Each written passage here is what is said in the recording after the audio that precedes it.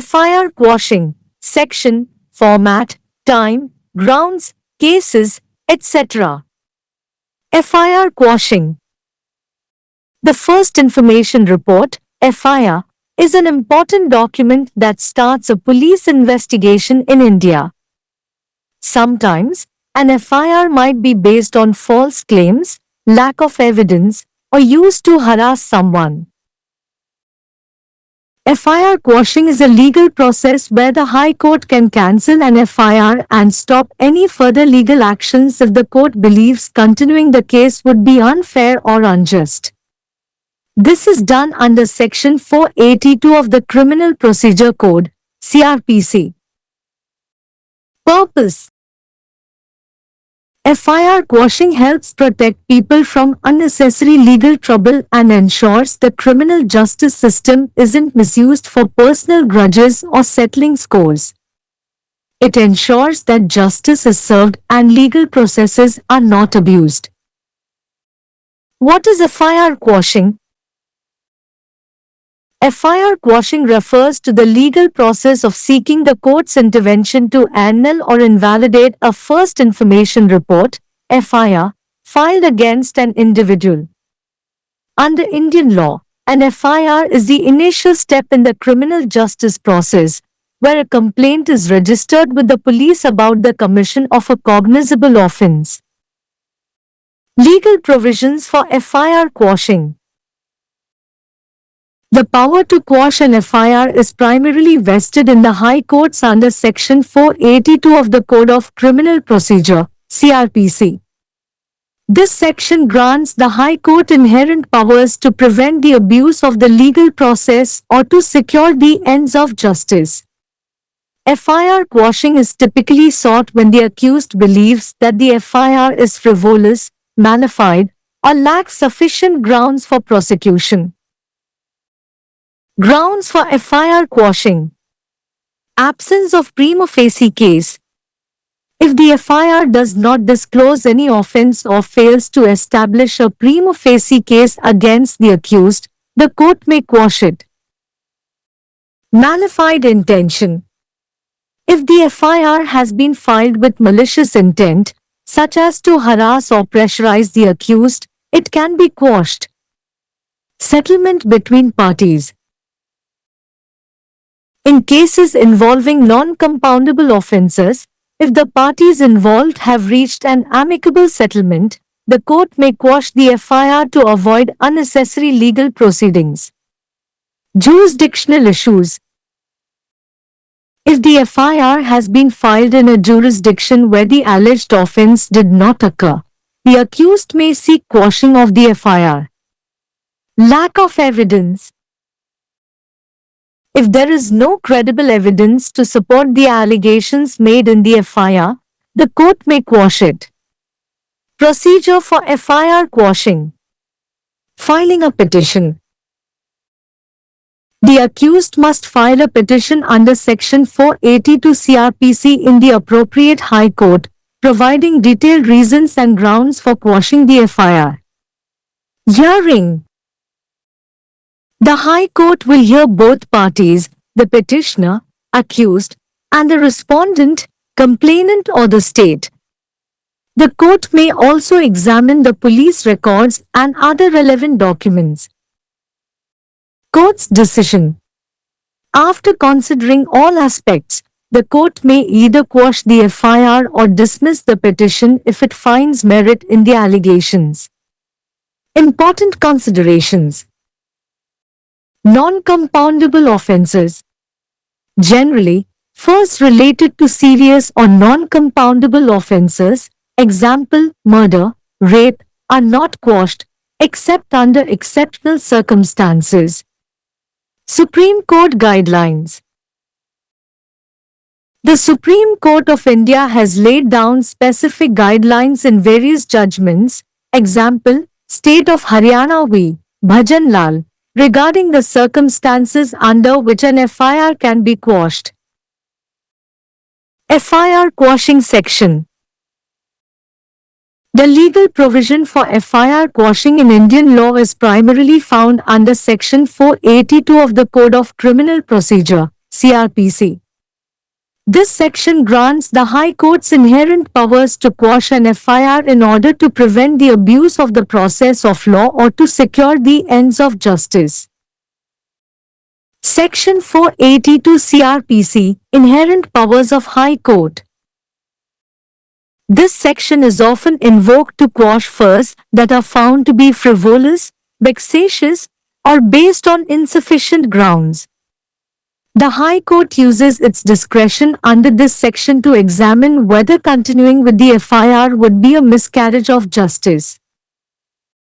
Key points about FIR quashing under Section 482 CRPC. Inherent powers. Section 482 provides the High Court with broad discretionary powers to ensure that justice is served and to prevent misuse of the legal process. Judicial precedents. The Supreme Court of India has, through various judgments, outlined circumstances under which an FIR can be quashed under Section 482. These include cases where the allegations do not constitute a cognizable offence, where there is a settlement between the parties, or where the FIR is found to be malified. Applicability. While the powers under Section 482 are wide, they are to be exercised sparingly and with caution, particularly in cases involving serious offences. The courts typically ensure that quashing an FIR does not hinder the course of justice. In summary, Section 482 CRPC is the primary legal provision under which FIR quashing is sought in Indian law. FIR quashing in Indian law primarily involves the exercise of inherent powers by the High Court under Section 482 of the Code of Criminal Procedure, CRPC. However, other sections and legal provisions can also come into play depending on the circumstances of the case. Here is an overview of the relevant sections. 1. Section 482 CRPC, Inherent Powers of High Court. This is the primary provision under which FIR quashing is sought. It allows the High Court to pass orders necessary to prevent the abuse of the legal process or to secure the ends of justice. FIRs can be quashed if they are found to be frivolous, without merit, or if continuing with them would be unjust. 2. Section 226 of the Constitution of India, Writ Jurisdiction. A person can file a writ petition under Article 226 of the Constitution for the quashing of an FIR, especially in cases where fundamental rights are violated. The High Courts have the power to issue orders, directions, or writs to any person or authority, including the government, for the enforcement of fundamental rights and for any other purpose. 3. Section 227 CRPC, Discharge. This section allows the accused to seek discharge before the trial begins if the charges do not constitute an offence or if there is insufficient evidence. Although this does not directly quash an FIR, it can result in the termination of proceedings based on the FIR. 4. Section 239 CRPC, Discharge in Warrant Cases. In warrant cases, the accused can be discharged if the magistrate considers that the charges against them are groundless. This can indirectly lead to the cessation of proceedings initiated by an FIR. 5. Section 320 CRPC, Compounding of Offences. Certain offences under the Indian Penal Code, IPC, are compoundable, meaning they can be settled between the parties involved. If the offence mentioned in the FIR is compoundable and the parties have reached a compromise, the court may quash the FIR. 6. Section 397 CRPC, Revision. This section provides the High Court with the power to call for and examine the record of any proceeding before any subordinate court for the purpose of satisfying itself as to the correctness, legality, or propriety of any finding, sentence, or order. While this is more commonly used for revising lower court orders, it can also be relevant in the context of challenging an FIR. 7. Section 438 CRPC Anticipatory Bail. Although not directly related to FIR quashing, seeking anticipatory bail under this section can provide immediate relief to the accused while they pursue quashing the FIR under Section 482 CRPC.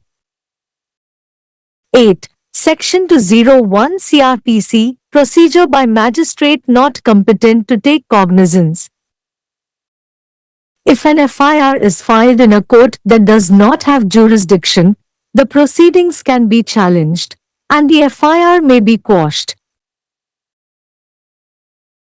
9. Section 403 CRPC Person once tried and acquitted not to be tried again.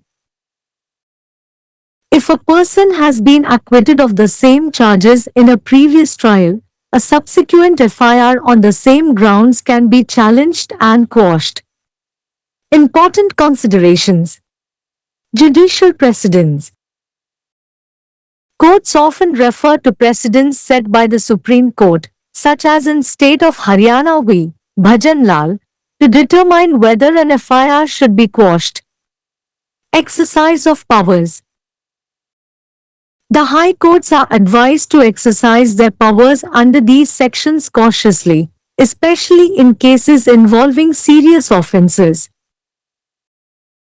In summary, while Section 482 CRPC is the primary section for FIR quashing, several other sections can play a role depending on the case's specifics.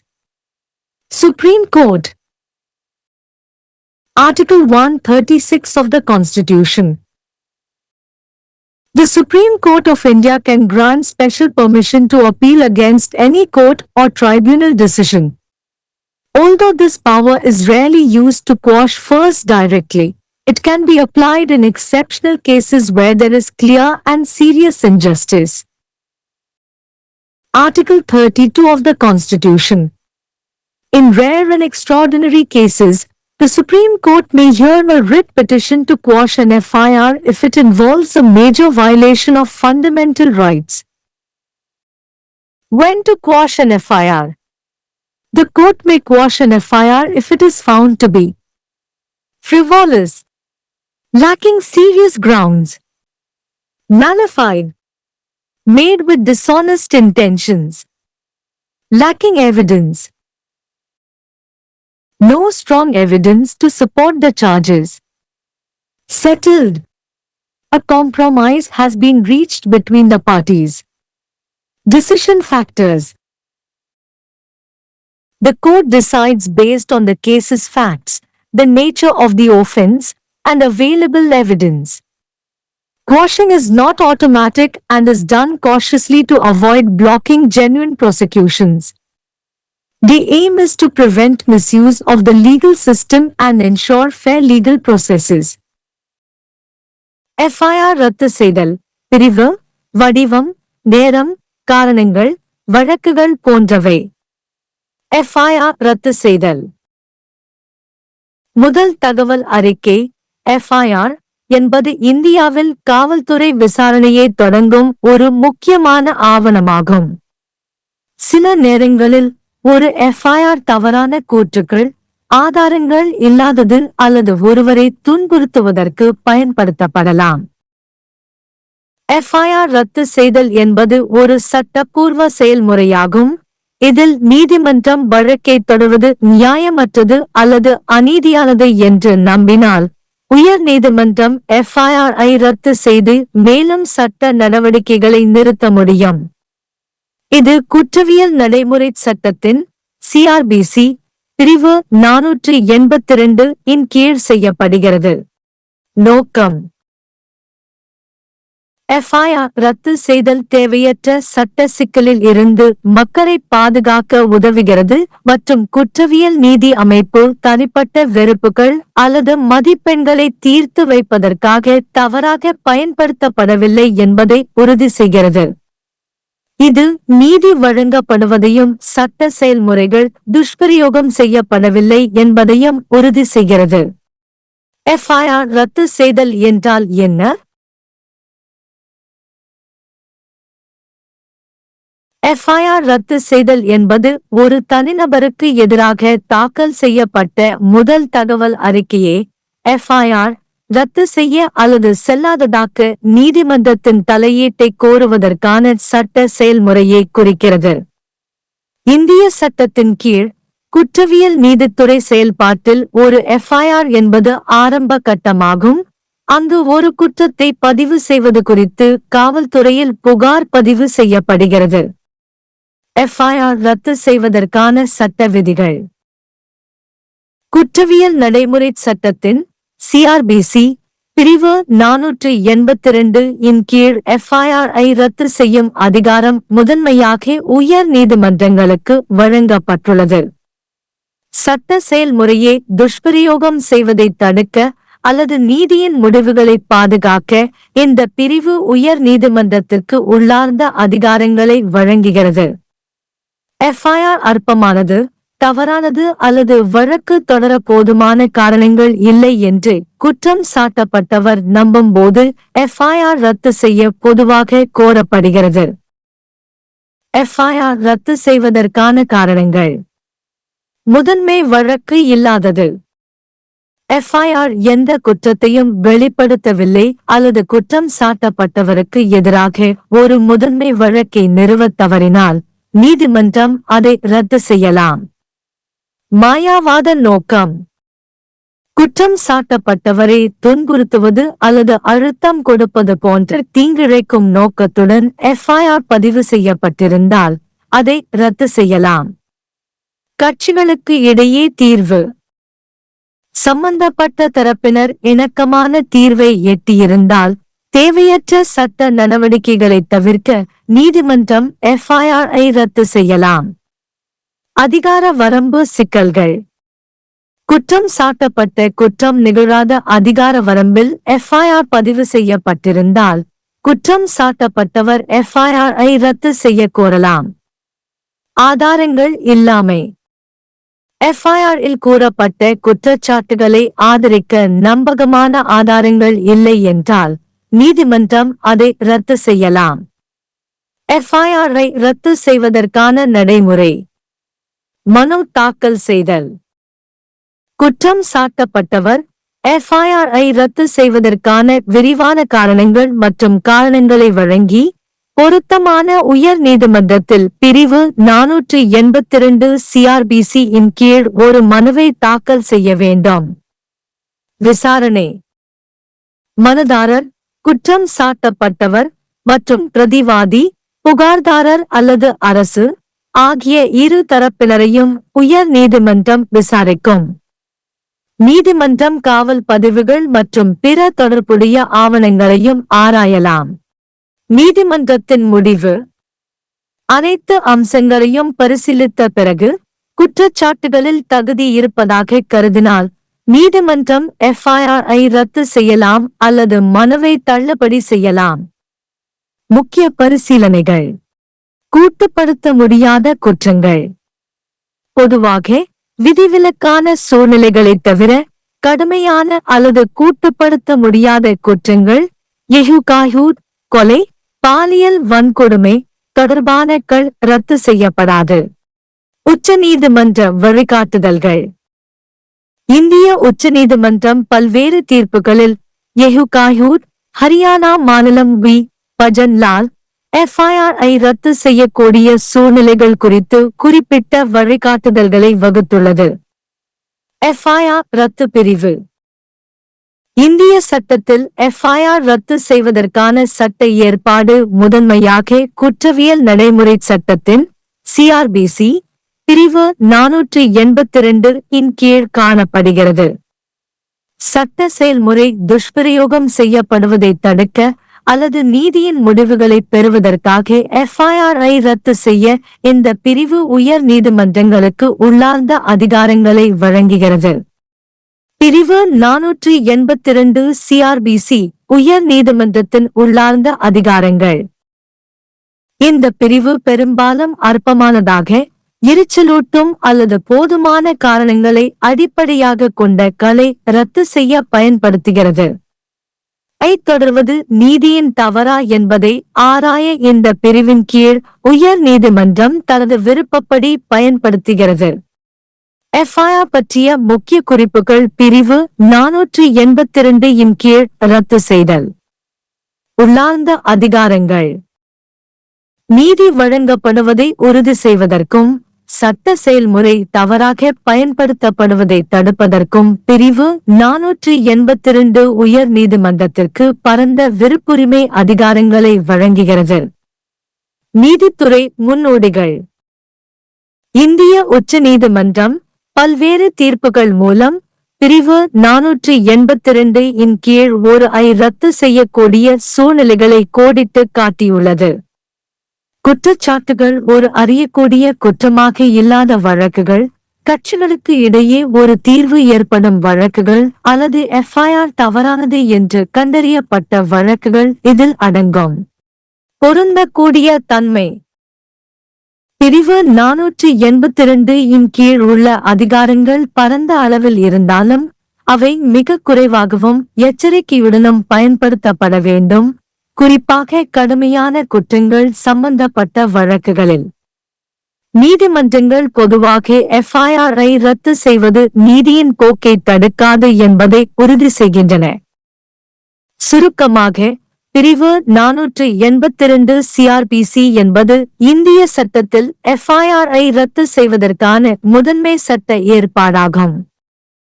இந்திய சட்டத்தில் FIR ரத்து செய்வது முதன்மையாக குற்றவியல் நடைமுறை சட்டத்தின் CrPC பிரிவு 482 இன் கீழ் உயர் நீதிமன்றத்தால் உள்ளார்ந்த அதிகாரங்களை பயன்படுத்துவதை உள்ளடக்கியது.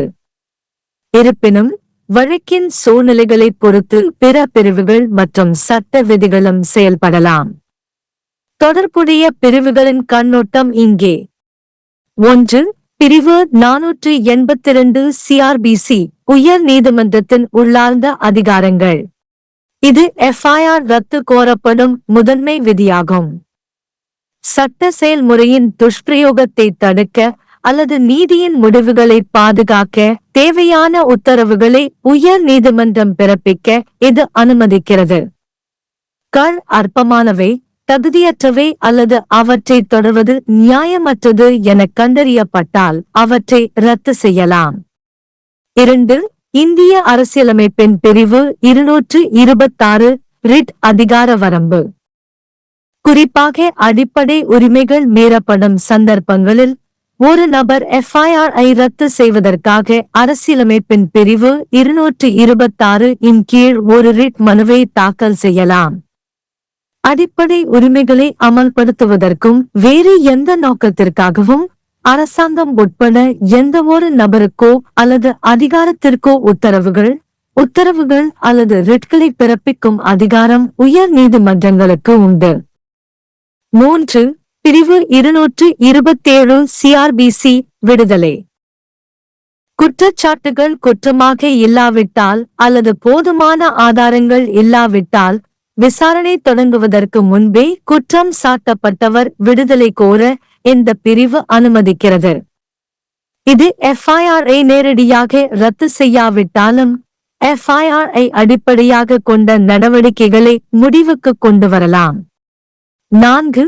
பிரிவு 239 சிஆர்பிசி வாரண்ட் வழக்குகளில் விடுதலை. வாரண்ட் வழக்குகளில் குற்றம் சாட்டப்பட்டவர் அவர்களுக்கு எதிரான குற்றச்சாட்டுகள் ஆதாரமற்றவை என்று மாஜிஸ்திரேட் கருதினால் விடுவிக்கப்படலாம். இது மறைமுகமாக எஃப்ஐஆர் மூலம் தொடங்கப்பட்ட நடவடிக்கைகளை நிறுத்த வழிவகுக்கும். 5. பிரிவு 320 சிஆர்பிசி குற்றங்களை கூட்டு செய்தல். இந்திய தண்டனை சட்டத்தின் ஐபிசி கீழ் சில குற்றங்கள் கூட்டு சேர்க்கக்கூடியவை அதாவது சம்பந்தப்பட்ட தரப்பினரிடையே அவற்றை தீர்த்து கொள்ளலாம். இல் குறிப்பிடப்பட்டுள்ள குற்றம் கூட்டுரிமைக்கு உட்பட்டதாக இருந்தால் மற்றும் கட்சிகள் சமரசம் செய்து கொண்டால் நீதிமன்றம் ரத்து செய்யலாம். 6. பிரிவு 397 சிஆர்பிசி திருத்தம். எந்த ஒரு முடிவு, தண்டனை அல்லது உத்தரவின் சரியான தன்மை, சட்டபூர்வமான தன்மை அல்லது உரிமை குறித்து தன்னை திருப்திப்படுத்திக் கொள்ளும் நோக்கத்திற்காக எந்த ஒரு துணை நீதிமன்றத்தின் முன் எந்த ஒரு நடவடிக்கையின் பதிவையும் கோரவும் ஆய்வு செய்யவும் இந்த பிரிவு உயர் நீதிமன்றத்திற்கு அதிகாரம் அளிக்கிறது. இது பொதுவாக கீழ் நீதிமன்ற உத்தரவுகளை திருத்துவதற்கு பயன்படுத்தப்பட்டாலும் சவால் செய்யும் சூழலிலும் இது பொருத்தமானதாக இருக்கலாம். 7. பிரிவு 438 சிஆர்பிசி முன்ஜாமீன். எஃப்ஐஆர் ரத்து செய்வதோடு நேரடியாக தொடர்புடையதாக இல்லாவிட்டாலும் இந்த பிரிவின் கீழ் முன்ஜாமீன் கோருவது பிரிவு 482 இன் கீழை ரத்து செய்ய தொடரும்போது குற்றம் சாட்டப்பட்டவர்களுக்கு உடனடி நிவாரணம் அளிக்கும். 8. பிரிவு 201 சிஆர்பிசி குற்றவியல் நடைமுறையை ஏற்க நீதிபதி தகுதியற்றவர். அதிகார வரம்பு இல்லாத நீதிமன்றத்தில் எஃப்ஐஆர் தாக்கல் செய்யப்பட்டால் நடவடிக்கைகள் சவால் செய்யப்படலாம், மேலும் எஃப்ஐஆர் ரத்து செய்யப்படலாம். 9. பிரிவு 403 சிஆர்பிசி ஒரு முறை விசாரிக்கப்பட்டு மீண்டும் விசாரிக்கப்படக்கூடாது என்று விடுவிக்கப்பட்ட நபர் முந்தைய விசாரணையில் அதே குற்றச்சாட்டுகளிலிருந்து ஒருவர் விடுவிக்கப்பட்டிருந்தால் அதே அடிப்படையில் அடுத்தடுத்த எஃப்ஐஆர் சவால் செய்து ரத்து செய்யலாம். முக்கிய பரிசீலனைகள். நீதித்துறை முன்னோடிகள். ஒரு எஃப்ஐஆர் ரத்து செய்யப்பட வேண்டுமா என்பதை தீர்மானிக்க நீதிமன்றங்கள் பெரும்பாலும் உச்ச நீதிமன்றத்தால் நிர்ணயிக்கப்பட்ட முன்னுதாரணங்களை குறிப்பிடுகின்றன. எடுத்துக்காட்டாக ஹரியானா மாநிலம் பி. பஜன் லால் வழக்கில் அதிகாரங்களை பயன்படுத்துதல். இந்த பிரிவுகளின் கீழ் குறிப்பாக கடுமையான குற்றங்கள் சம்பந்தப்பட்ட வழக்குகளில் உயர் நீதிமன்றங்கள் தங்கள் அதிகாரங்களை எச்சரிக்கையுடன் பயன்படுத்த அறிவுறுத்தப்படுகின்றன. சுருக்கமாக பிரிவு 482 சிஆர்பிசி என்பது எஃப்ஐஆர் ரத்து செய்வதற்கான முதன்மை பிரிவாக இருந்தாலும் வழக்கின் பிரத்யேகங்களை பொறுத்து வேறு பல பிரிவுகள் ஒரு பங்கை வகிக்கலாம். உச்ச நீதிமன்றம். அரசியலமைப்பின் பிரிவு 136.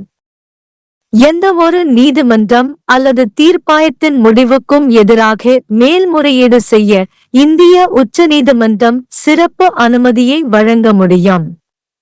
எஃப்ஐஆர் களை நேரடியாக ரத்து செய்ய இந்த அதிகாரம் அரிதாகவே பயன்படுத்தப்பட்டாலும் தெளிவான மற்றும் கடுமையான அநீதி உள்ள விதிவிலக்கான வழக்குகளில் இதை பயன்படுத்தலாம்.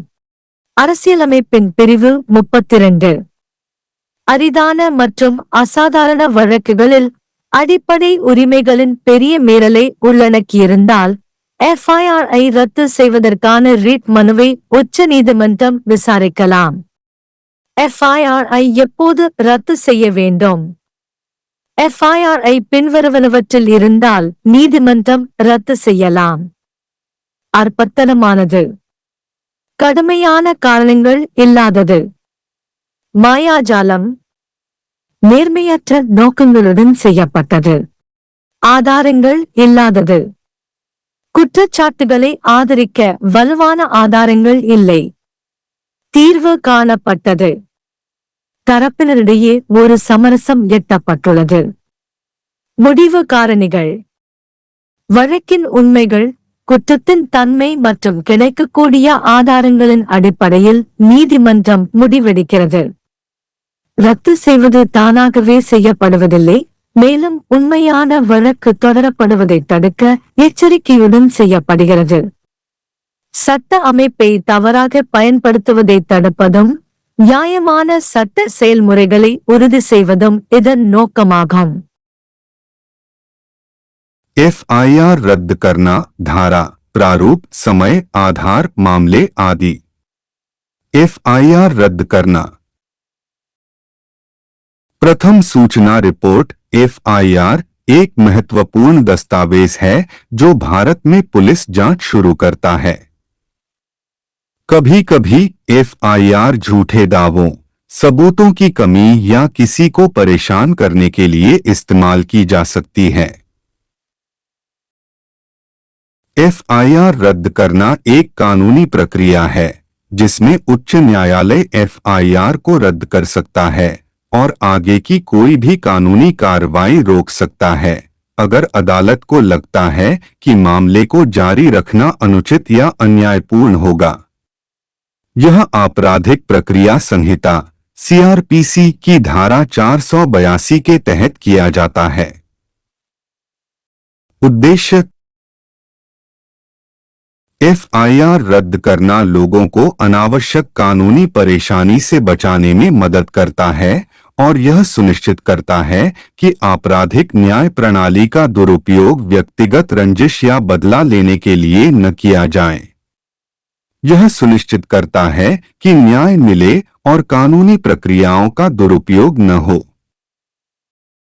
FIR रद्द करना क्या है? FIR रद्द करना किसी व्यक्ति के खिलाफ दायर की गई प्रथम सूचना रिपोर्ट FIR को रद्द या अमान्य करने के लिए अदालत के हस्तक्षेप की मांग करने की कानूनी प्रक्रिया को संदर्भित करता है। भारतीय कानून के तहत FIR आपराधिक न्याय प्रक्रिया में पहला कदम है जहां संज्ञेय अपराध के बारे में पुलिस में शिकायत दर्ज की जाती है। FIR रद्द करने के लिए कानूनी प्रावधान। FIR रद्द करने की शक्ति मुख्य रूप से दंड प्रक्रिया संहिता CRPC की धारा 482 के तहत उच्च न्यायालयों में निहित है। यह धारा उच्च न्यायालय को कानूनी प्रक्रिया के दुरुपयोग को रोकने या न्याय के उद्देश्यों को सुरक्षित करने के लिए अंतर्निहित शक्तियां प्रदान करती है। FIR रद्द करने की मांग आमतौर पर तब की जाती है जब आरोपी को लगता है कि FIR तुच्छ, दुर्भावनापूर्ण है या अभियोजन के लिए पर्याप्त आधार नहीं है। FIR रद्द करने के आधार। प्रथम दृष्टया मामले का अभाव। यदि FIR में किसी अपराध का खुलासा नहीं होता है या आरोपी के खिलाफ प्रथम दृष्टया मामला स्थापित करने में विफल रहता है तो अदालत इसे रद्द कर सकती है। दुर्भावनापूर्ण इरादा। यदि FIR दुर्भावनापूर्ण इरादे से दर्ज की गई है, जैसे कि आरोपी को परेशान करना या दबाव डालना, तो इसे रद्द किया जा सकता है। पक्षों के बीच समझौता। गैर समाधानीय अपराधों से जुड़े मामलों में यदि संबंधित पक्ष सौहार्दपूर्ण समझौते पर पहुंच जाते हैं तो न्यायालय अनावश्यक कानूनी कार्यवाही से बचने के लिए FIR को रद्द कर सकता है। न्यायालय संबंधी मुद्दे। यदि FIR ऐसे न्याय क्षेत्र में दर्ज की गई है जहां कथित अपराध नहीं हुआ है, तो आरोपी FIR को रद्द करने की मांग कर सकता है। साक्ष्य का अभाव। यदि FIR में लगाए गए आरोपों का समर्थन करने के लिए कोई विश्वसनीय साक्ष्य नहीं है, तो न्यायालय इसे रद्द कर सकता है। FIR रद्द करने की प्रक्रिया। याचिका दायर करना। आरोपी को उचित उच्च न्यायालय में धारा 482 CRPC के तहत एक याचिका दायर करनी चाहिए जिसमें FIR को रद्द करने के लिए विस्तृत कारण और आधार दिए गए हों। सुनवाई। उच्च न्यायालय दोनों पक्षों याचिकाकर्ता, आरोपी और प्रतिवादी, शिकायतकर्ता या राज्य को सुनेगा। न्यायालय पुलिस रिकॉर्ड और अन्य प्रासंगिक दस्तावेजों की भी जांच कर सकता है। न्यायालय का निर्णय। सभी पहलुओं पर विचार करने के बाद न्यायालय या तो FIR को रद्द कर सकता है या आरोपों में योग्यता पाए जाने पर याचिका को खारिज कर सकता है। महत्वपूर्ण विचार। गैर समझौता योग्य अपराध। आमतौर पर गंभीर या गैर समझौता योग्य अपराधों जैसे हत्या, बलात्कार से संबंधित एफआईआर को असाधारण परिस्थितियों को छोड़कर रद्द नहीं किया जाता है। सर्वोच्च न्यायालय के दिशा निर्देश। भारत के सर्वोच्च न्यायालय ने विभिन्न निर्णयों जैसे हरियाणा राज्य बनाम भजन लाल में उन परिस्थितियों के बारे में विशिष्ट दिशा निर्देश निर्धारित किए हैं जिनके तहत एफआईआर को रद्द किया जा सकता है। एफआईआर रद्द करने की धारा। भारतीय कानून में एफआईआर रद्द करने का कानूनी प्रावधान मुख्य रूप से दंड प्रक्रिया संहिता सीआरपीसी की धारा 482 के तहत पाया जाता है। यह धारा उच्च न्यायालयों को कानून की प्रक्रिया के दुरुपयोग को रोकने या न्याय के उद्देश्यों को सुरक्षित करने के लिए एफआईआर को रद्द करने की अंतर्निहित शक्तियां प्रदान करती है। धारा 482 सीआरपीसी उच्च न्यायालय की अंतर्निहित शक्तियां। इस धारा का इस्तेमाल अक्सर उन एफआईआर को रद्द करने के लिए किया जाता है जो तुच्छ, परेशान करने वाली या अपर्याप्त आधार पर आधारित पाई जाती हैं। उच्च न्यायालय इस धारा के तहत अपने विवेक का इस्तेमाल यह जांचने के लिए करता है कि क्या एफआईआर को जारी रखना न्याय का हनन होगा। धारा 482 सीआरपीसी के तहत एफआईआर रद्द करने के बारे में मुख्य बिंदु। अंतर्निहित शक्तियां। धारा 482 उच्च न्यायालय को न्याय सुनिश्चित करने और कानूनी प्रक्रिया के दुरुपयोग को रोकने के लिए व्यापक विवेकाधीन शक्तियां प्रदान करती है। न्यायिक मिसालें। भारत के सर्वोच्च न्यायालय ने विभिन्न निर्णयों के माध्यम से उन परिस्थितियों को रेखांकित किया है जिनके तहत धारा 482 के तहत एफआईआर को रद्द किया जा सकता है। इनमें वे मामले शामिल हैं जहां आरोप संज्ञेय अपराध नहीं बनते हैं, जहां पक्षों के बीच समझौता हो जाता है या जहां एफआईआर दुर्भावनापूर्ण पाई जाती है। प्रयोज्यता। जबकि धारा 482 के तहत शक्तियां व्यापक हैं, उनका प्रयोग संयम से और सावधानी से किया जाना चाहिए, खासकर गंभीर अपराधों से जुड़े मामलों में। अदालतें आमतौर पर यह सुनिश्चित करती हैं कि एफआईआर को रद्द करने से न्याय की प्रक्रिया में बाधा न आए। संक्षेप में, धारा 482 सीआरपीसी प्राथमिक कानूनी प्रावधान है जिसके तहत भारतीय कानून में एफआईआर को रद्द करने की मांग की जाती है। भारतीय कानून में प्राथमिकी रद्द करने में मुख्य रूप से दंड प्रक्रिया संहिता सीआरपीसी की धारा 482 के तहत उच्च न्यायालय द्वारा निहित शक्तियों का प्रयोग शामिल है।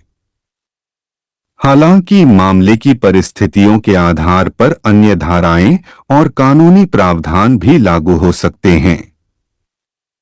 यहां प्रासंगिक धाराओं का अवलोकन दिया गया है। 1. धारा 482 सीआरपीसी उच्च न्यायालय की निहित शक्तियां। यह प्राथमिक प्रावधान है जिसके तहत प्राथमिकी रद्द करने की मांग की जाती है। यह उच्च न्यायालय को कानूनी प्रक्रिया के दुरुपयोग को रोकने या न्याय के उद्देश्यों को सुरक्षित करने के लिए आवश्यक आदेश पारित करने की अनुमति देता है।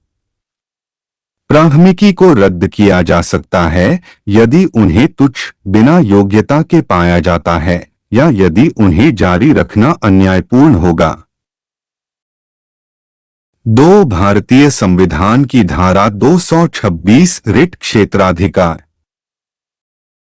कोई व्यक्ति प्राथमिकी को रद्द करने के लिए संविधान के अनुच्छेद 226 के तहत रिट याचिका दायर कर सकता है, खासकर ऐसे मामलों में जहां मौलिक अधिकारों का उल्लंघन होता है। उच्च न्यायालयों के पास मौलिक अधिकारों के प्रवर्तन तथा किसी अन्य उद्देश्य के लिए सरकार सहित किसी भी व्यक्ति या प्राधिकरण को आदेश, निर्देश या रिट जारी करने की शक्ति है। 3 धारा 227 सीआरपीसी डिस्चार्ज। यह धारा आरोपी को मुकदमा शुरू होने से पहले डिस्चार्ज की मांग करने की अनुमति देती है, यदि आरोप अपराध नहीं बनाते हैं या यदि पर्याप्त सबूत नहीं हैं। हालांकि यह सीधे तौर पर एफआईआर को रद्द नहीं करता है, लेकिन इसके परिणामस्वरूप एफआईआर के आधार पर कार्यवाही समाप्त हो सकती है। 4 धारा 239 सीआरपीसी वारंट मामलों में डिस्चार्ज। वारंट मामलों में आरोपी को डिस्चार्ज किया जा सकता है यदि मजिस्ट्रेट को लगता है कि उनके खिलाफ आरोप निराधार हैं। यह अप्रत्यक्ष रूप से एफआईआर द्वारा शुरू की गई कार्यवाही को समाप्त कर सकता है। 5 धारा 320 सीआरपीसी अपराधों का शमन। भारतीय दंड संहिता आईपीसी के तहत कुछ अपराध शमनीय हैं, जिसका अर्थ है कि उन्हें शामिल पक्षों के बीच सुलझाया जा सकता है। यदि एफआईआर में उल्लिखित अपराध समझौता योग्य है और पक्षकार समझौता कर चुके हैं, तो न्यायालय एफआईआर को रद्द कर सकता है। 6 धारा 397 सीआरपीसी संशोधन। यह धारा उच्च न्यायालय को किसी अधीनस्थ न्यायालय के समक्ष किसी भी कार्यवाही के रिकॉर्ड को मंगाने और उसकी जांच करने की शक्ति प्रदान करती है, ताकि किसी निष्कर्ष, सजा या आदेश की शुद्धता, वैधता या औचित्य के बारे में खुद को संतुष्ट किया जा सके। हालांकि इसका इस्तेमाल आमतौर पर निचली अदालत के आदेशों को संशोधित करने के लिए किया जाता है, लेकिन यह एफआईआर को चुनौती देने के संदर्भ में भी प्रासंगिक हो सकता है। 7 धारा 438 सीआरपीसी अग्रिम जमानत। हालांकि यह सीधे एफआईआर रद्द करने से संबंधित नहीं है, लेकिन इस धारा के तहत अग्रिम जमानत मांगने से आरोपी को तत्काल राहत मिल सकती है, जबकि वे धारा 482 सीआरपीसी के तहत एफआईआर को रद्द करने का प्रयास करते हैं। 8 धारा 201 सीआरपीसी संज्ञान लेने में सक्षम न होने वाले मजिस्ट्रेट द्वारा प्रक्रिया। यदि कोई एफआईआर किसी ऐसे न्यायालय में दायर की जाती है जिसके पास क्षेत्राधिकार नहीं है, तो कार्यवाही को चुनौती दी जा सकती है और एफआईआर को रद्द किया जा सकता है। 9 धारा 403 सीआरपीसी एक बार मुकदमा चलाकर बरी किए गए व्यक्ति पर दोबारा मुकदमा नहीं चलाया जाएगा। यदि किसी व्यक्ति को पिछले मुकदमे में उन्हीं आरोपों से बरी किया गया है, तो उसी आधार पर बाद में दर्ज की गई एफआईआर को चुनौती दी जा सकती है और रद्द किया जा सकता है। महत्वपूर्ण विचार। न्यायिक मिसालें। अदालतें अक्सर सर्वोच्च न्यायालय द्वारा निर्धारित मिसालों का हवाला देती हैं, जैसे कि हरियाणा राज्य बनाम भजनलाल, यह निर्धारित करने के लिए कि क्या एफआईआर को रद्द किया जाना चाहिए। शक्तियों का प्रयोग। उच्च न्यायालयों को इन धाराओं के तहत अपनी शक्तियों का प्रयोग सावधानी से करने की सलाह दी जाती है, खासकर गंभीर अपराधों से जुड़े मामलों में। संक्षेप में, जबकि धारा 482 सीआरपीसी एफआईआर रद्द करने के लिए प्राथमिक धारा है, मामले की बारीकियों के आधार पर कई अन्य धाराएं भूमिका निभा सकती हैं। सर्वोच्च न्यायालय। संविधान का अनुच्छेद 136 भारत का सर्वोच्च न्यायालय किसी भी न्यायालय या न्यायाधिकरण के निर्णय के विरुद्ध अपील करने की विशेष अनुमति दे सकता है।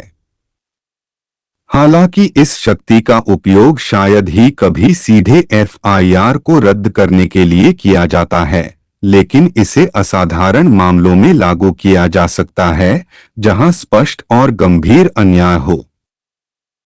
संविधान का अनुच्छेद 32 दुर्लभ और असाधारण मामलों में सर्वोच्च न्यायालय एफआईआर को रद्द करने के लिए रिट याचिका पर सुनवाई कर सकता है यदि इसमें मौलिक अधिकारों का बड़ा उल्लंघन शामिल है। एफआईआर को कब रद्द किया जाए? अदालत एफआईआर को रद्द कर सकती है यदि यह पाया जाता है कि यह तुच्छ, गंभीर आधारों का अभाव, दुर्भावनापूर्ण, बेईमानी इरादों से बनाया गया, साक्ष्य का अभाव, आरोपों का समर्थन करने के लिए कोई मजबूत सबूत नहीं, निपटारा, पक्षों के बीच समझौता हो गया है, निर्णय कारक, अदालत मामले के तथ्यों, अपराध की प्रकृति और उपलब्ध साक्ष्य के आधार पर निर्णय लेती है। रद्द करना स्वचालित नहीं है और वास्तविक अभियोजन को रोकने से बचने के लिए सावधानी पूर्वक किया जाता है। इसका उद्देश्य कानूनी प्रणाली के दुरुपयोग को रोकना और निष्पक्ष कानूनी प्रक्रिया सुनिश्चित करना है।